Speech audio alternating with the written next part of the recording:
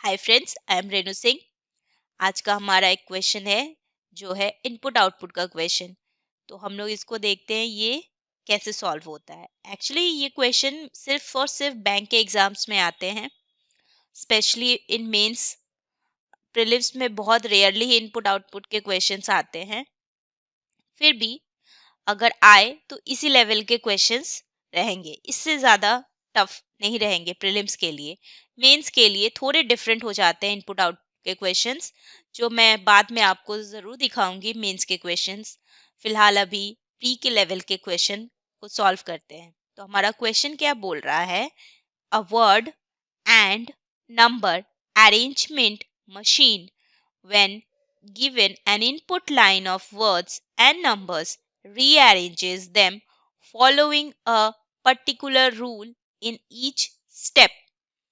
The following is an illustration of input and rearrangement.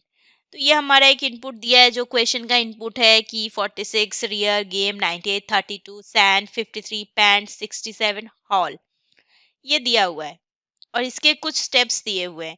और इसमें mention है कि step 5 is the final output, यानी कि ये जो 5 स्टेप है ये फाइनल आउटपुट है, ये हमारा फाइनल आउटपुट। इसके बाद बोल क्या रहा है, find the different steps of the input given using the same pattern used above. मतलब हमारे लिए एक इनपुट दिया गया है, इसका आप आउटपुट निकालिए, जैसा पैटर्न ऊपर के क्वेश्चन में फॉलो किया गया है वैसा आप फॉलो करके इसका सॉल्यूशन निकालिए। तो हमें पहले ऊपर के क्वेश्चन को ध्यान से देखना होगा कि यहाँ ये किस तरह से अरेंज किया गया है। जैसे कि हमारे क्वेश्चन में स्टेप 1 में हम देख रहे हैं कि सबसे पहले जी आ रहा है और ये सारे अल्फाबेटिकल, स्टेप 2 3 4 5 तक देख रहे हैं कि सारे अल्फाबेटिकल ऑर्डर में अरेंज किए गए हैं फ्रॉम लेफ्ट टू राइट। और नंबर का हम देख रहे हैं कि जो इवन नंबर है उसके पहले 1 लिखा गया है, जो ऑड नंबर है उसके पहले 2 लिखा गया है।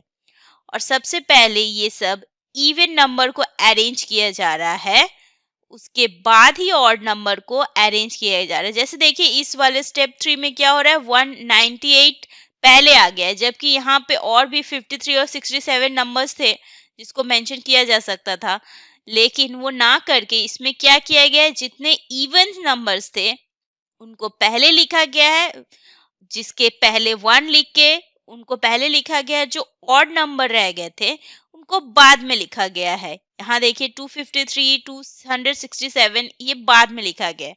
तो ऐसे ही इस इनपुट को भी हम लोग सॉल्व करेंगे। तो हमने जब इसको पहले वाले क्वेश्चन वाले इनपुट को अच्छे से ध्यान से देख लिया और इसको हम लोग अपने क्वेश्चन वाले इनपुट को सॉल्व कर सकते हैं जो हमें दिया गया है सॉल्व करने के लिए। ऐसे तो इस क्वेश्चन को बार बार, इस तरह के क्वेश्चन को सॉल्व करने से आपको ये बार बार लिखने की जरूरत नहीं पड़ेगी, आप ऐसे ही एनालाइज कर लेंगे। पर ये मैं आपको बताने के लिए बना रही हूँ, तो मैं इसको फुल लिखती हूँ वर्ड्स में कि कैसे होगा। तो हमारा स्टेप 1 चलिए हम लोग लिखते हैं। तो अल्फाबेटिकल ऑर्डर में होगा, यानी कि हमारा GOTTA, इसके साथ सबसे छोटा नंबर 24 था तो 124, क्योंकि इवन के साथ +1, इवन के पहले 1 लग रहा था और ऑड के पहले 2 लग रहा था। ऐसे ही हम बाकी सब लिख लेंगे। ये हमने लिख लिया। स्टेप 2 में हमारा क्या हो रहा है, स्टेप 2 में हमारा जो यहाँ पे पहले हमने जी को लिखा, अब इसके बाद क्या आता है, जे आता है, तो हम जे को लिखेंगे। जे के साथ हमारा नेक्स्ट इवन नंबर क्या है, 24 के बाद है हमारा 62। हमारा नेक्स्ट इवन नंबर 62 है, तो 162। और बाकी ये एज इट इज हमारा आ जाएगा 124, टेट्रा, क्वासी, 33, PROD 89, 41। और हमारा स्टेप 3 में हम देखेंगे जे के बाद हम क्या लिखेंगे, जे के बाद हम लिखेंगे पी लिखेंगे, तो हमारा PROD। इसके साथ हमारा इवन नंबर कौन सा है, अभी इसके साथ हमारा इवन नंबर तो नहीं है, इसमें हम देख रहे हैं कि सिर्फ दो ही इवन नंबर थे। इसके बाद 33 है, 89 है और 41 है। तो 33 सबसे छोटा है, तो हमारा PROD के साथ 33 के साथ आगे में 2 लिखा जा रहा था, यानी कि 200 ऐड हो रहा था। तो और ये हम लोग ऐसे लिख देते हैं, ये ऐसे फटाफट हम लोग इसको लिख लेते हैं 89 41। और ये हमारा स्टेप 4 क्या है देखते हैं। इसके बाद हमारा क्वासी रह गया है, पी के बाद क्यू आता है, तो हमारा यहाँ पे हम लोग क्यू लिखेंगे। इसके साथ सबसे जो हमारा छोटा नंबर है वो है 41, तो 41 के पहले 2 लिखेंगे, 241 होगा हमारा। और बाकी एज इट इज जो भी हमारे हैं उनको हम लोग फटाफट लिख लेते हैं। इस टाइप के क्वेश्चंस को आपको बार बार लिखने की ज़रूरत नहीं है। मैं आज आपको इसलिए बता रही हूँ कि लिख के कीजिएगा घर में प्रैक्टिस, तो आपका कभी मिस्टेक नहीं होगा और स्पीड भी बनता रहेगा। अदरवाइज यहाँ पे मैंने गलती से 41 लिख दिया था, यहाँ 89 होगा। यहाँ पे हमारा 289 हो जाएगा। हाँ, मैं बोल रही थी कि अगर आप इसको प्रैक्टिस नहीं करेंगे लिख के और समझेंगे नहीं, तो फिर आपको सॉल्व करने में बहुत दिक्कत आएगी इस टाइप के क्वेश्चंस को, क्योंकि ये थोड़े से टाइम कंज्यूमिंग होते हैं। पर आप एक बार अगर ग्रिप बना लेंगे तो आप इसको इजीली सॉल्व कर लेंगे और इसमें कुछ ज़्यादा डिफिकल्ट नहीं आता। ये बस आपको थोड़ा सा ध्यान से एनालाइज करने की ज़रूरत है।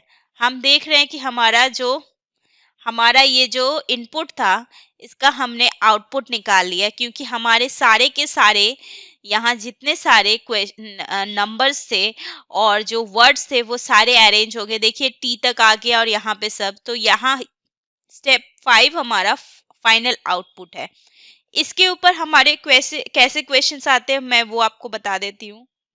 इसके ऊपर हमारा क्वेश्चन आएगा कि what is the second element in step 3 from right and.